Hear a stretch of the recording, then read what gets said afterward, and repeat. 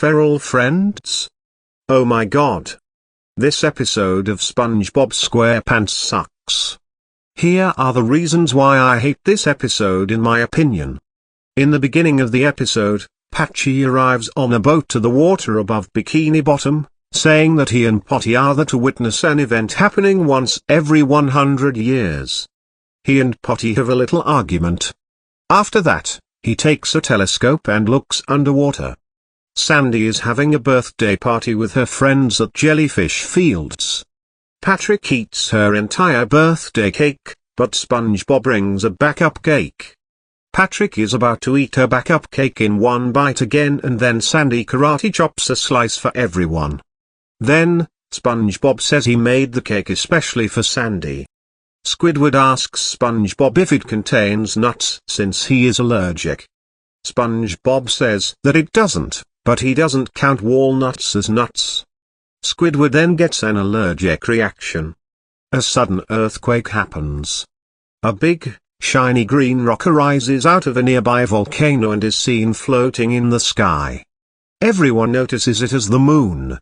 Sandy, however, says that the moon comes out only at night.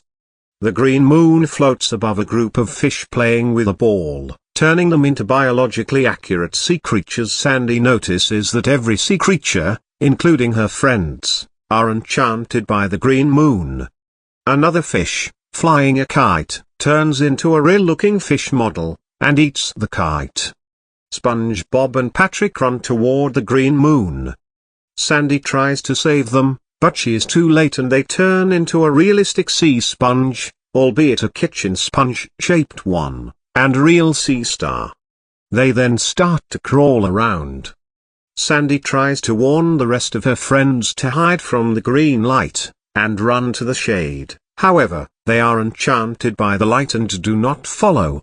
Mrs. Puff and Mr. Krabs are devolved by the green light into a pufferfish and scavenger crab, respectively.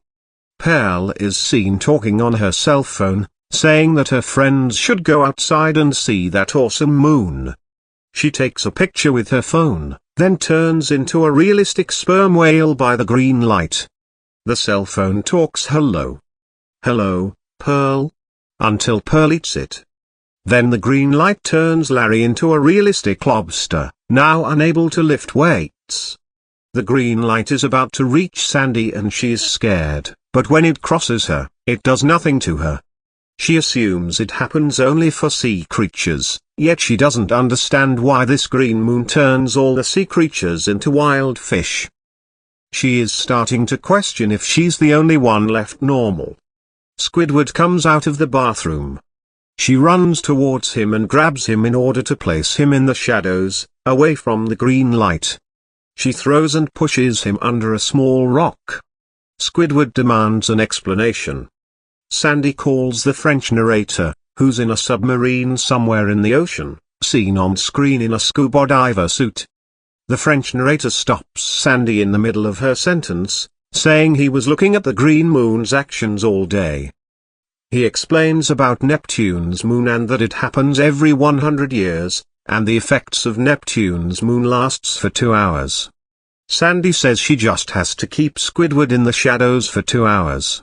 Squidward peeks out from under the rock and sees several giant fish eating each other while Sandy finishes her phone call with the French narrator. Squidward runs in panic to his house, and towards the moon, to save himself from being eaten. Sandy shouts that he needs to stay in the shadows. Squidward falls over, when a big, purple fish approaches and is about to eat him.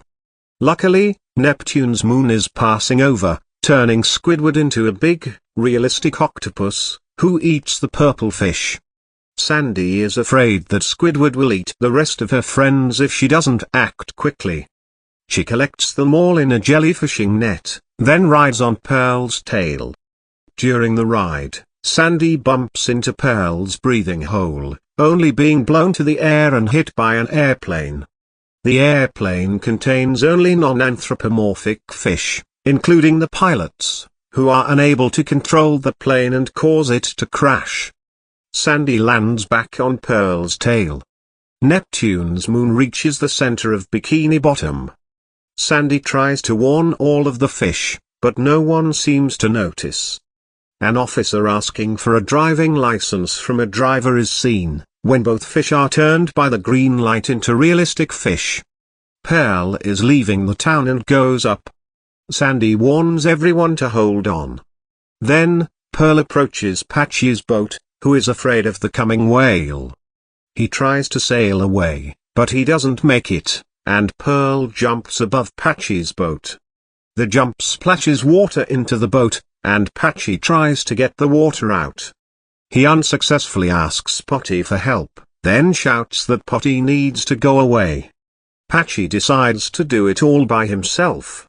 Pearl goes back down, and Sandy jumps off her tail when she reaches her house. The scene cuts to show all of Sandy's friends in an aquarium, minus Pearl and Squidward, who are too big to contain, at her tree dome when Sandy tries to feed them. Sandy picks up another phone call with the French narrator, asking him to explain more about her fish friends. He begins to explain every creature, but, while explaining about the scavenger crab and the puffer fish, Mr. Krabs and Mrs. Puff fight for a while, until Sandy picks them up, saying that she knows she would have to set them apart. The French narrator continues explaining about the creatures and Sandy takes a picture of the primitive sponge. Squidward suddenly shows up at Sandy's tree dome and starts to climb on top of it. The French narrator explains about the octopus. Sandy is nervous, but says that her dome is made of pressure-resistant glass, but the French narrator warns Sandy that giant octopuses can cut through hard materials using their beaks. The scene shows Squidward cutting a hole in the dome using his beak. The water starts to fill the dome. Sandy's aquarium friends start to float around. Squidward further breaks Sandy's dome and tries to eat her and her friends. Sandy throws her friends into her tree, then tries to escape. Squidward succeeds to hold Sandy and to insert his mouth and teeth into her tree, getting her aquarium friends cornered. The French narrator says something about the climax of the battle. The French narrator reminds Sandy she must remember who the giant octopus's natural enemy is. Then she remembers, frees herself from Squidward and uses her tail to create echolocation and summon the natural enemy of the octopus, the whale. As Pearl and Squidward are fighting, Sandy's aquarium friends run towards her. Sandy notices the 2 hours are up. The French narrator says that Neptune's moon goes to the other volcano and that they'll see it again in 100 years. Then, he yells goal. Like in soccer. Everyone turns back to normal, but due to the effects of Neptune's moon, their clothes disappeared and they ended up naked afterwards.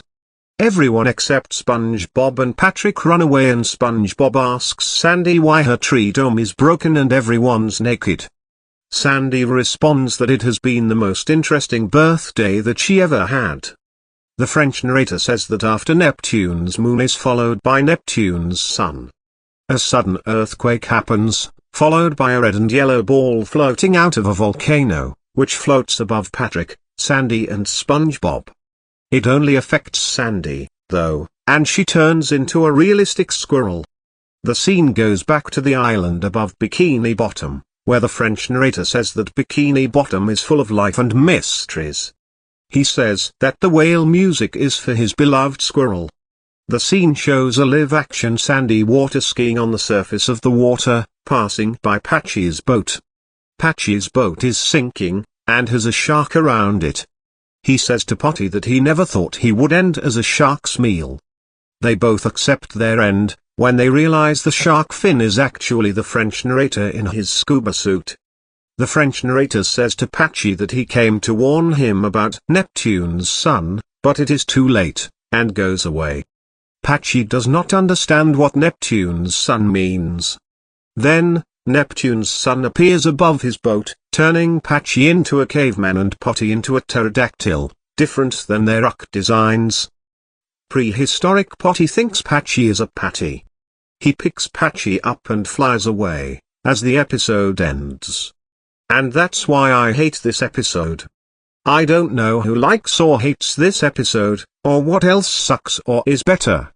So I'm just going to leave it be. Anyways, end of rant.